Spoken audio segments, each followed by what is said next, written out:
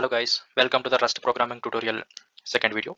So in this we will see how to write any application and its syntax and how it will be, how the function looks like, how the statement should be ending, all these things in this we will discuss. Once we see this, as I told in the previous video, we have something called Rust package. It is part of the Rust toolset. So with this help, how do we create application, how do we compile the application, and how do we run the application, what is its significance, those things we will see in this particular video.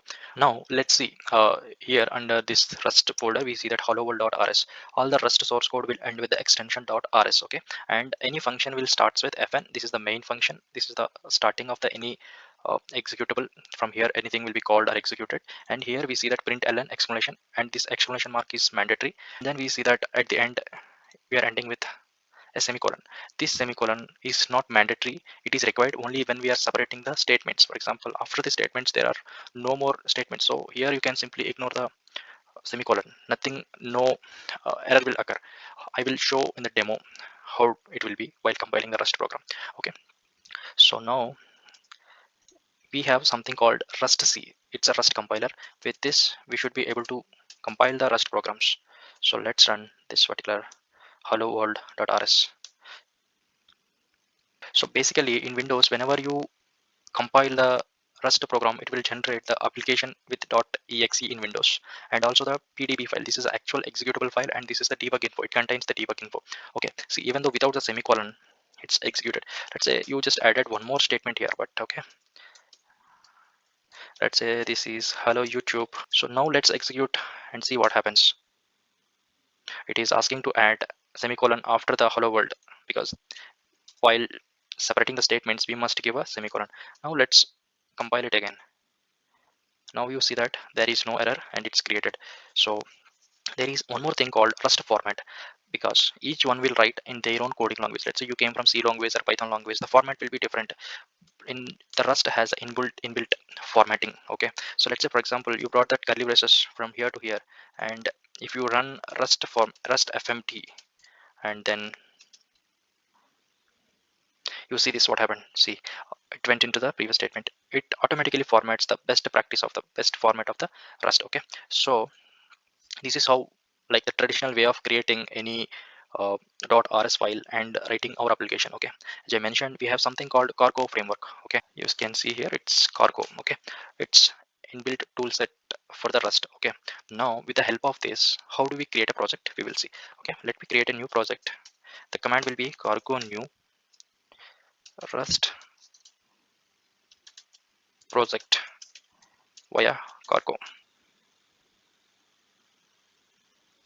You can see here one application project, Rust project via Cargo package has been created. In this we have a source folder. In this main.rs, it's again the same hello world program, nothing else. And then we have something called cargo.toml. The extension toml is nothing but Tom's obvious minimal language. I think Tom is the creator of this Rust programming languages. It will have like the name and version, like which kind of version you want, either major version or minor version. And also there is important section called dependencies. Let's say for example you are writing one huge project, it depends on the MySQL. So let's say for example you have added your dependency something like this. Okay, so here you are seeing, right, you are getting some suggestions. Okay, so you can select either of these versions, or else you can just add as a star, so that it will take the latest version of MySQL. While compiling this, there is something called crater.io. From that it will fetch all the required dependent libraries from there. Okay, going further we will discuss on these things. For now we will concentrate on our main part, like how do we use this Cargo for compilation and building the applications. Okay, so let's say for now it's created this file. So only we'll have two modes, like one is a debug mode, another one is a release mode. For example, let's say you gave this command, let's first go to that particular one. Okay, and give Cargo build. By default it will be in the debug mode, that is kind of development mode, and you will see a lot of files getting created. It is like unoptimized way of compiling the code. Okay, let's run this. You see this, it's compiled. Okay, and it is unoptimized debug info. So what happened here is there is one folder called target is created. Inside that there is one more folder created debug. Inside this debug there are a lot of other folders. Among these you can see that this is our application and this is our debug file. Okay, so this is how by default in the debug mode Cargo will compile it. So for example, if you don't want to run this complete code. You only wanted to check whether my code is proper or not. Did I miss anything? So in this case, there is something called cargo check. You can check like this, cargo check. What it will do, right, it will not create all these files. Without creating all these files, it will just check everything is proper or not. Let's say for example, you just removed here this exclamation mark. Now run that one.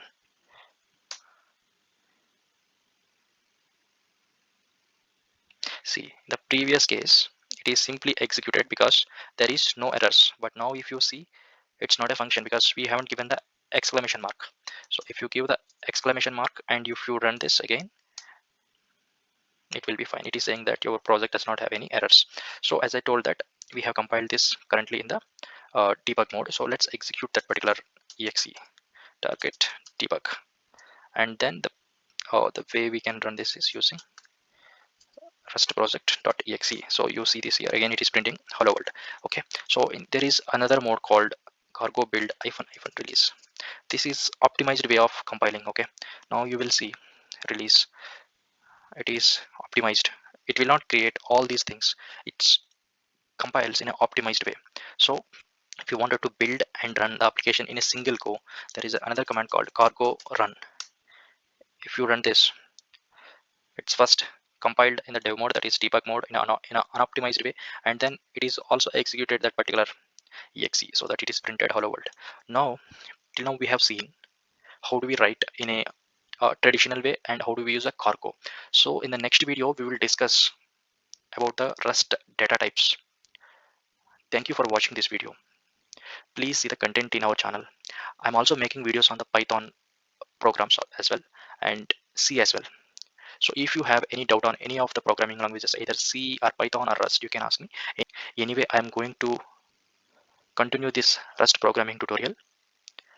If you like my explanation, please like and subscribe. Thank you for watching once again.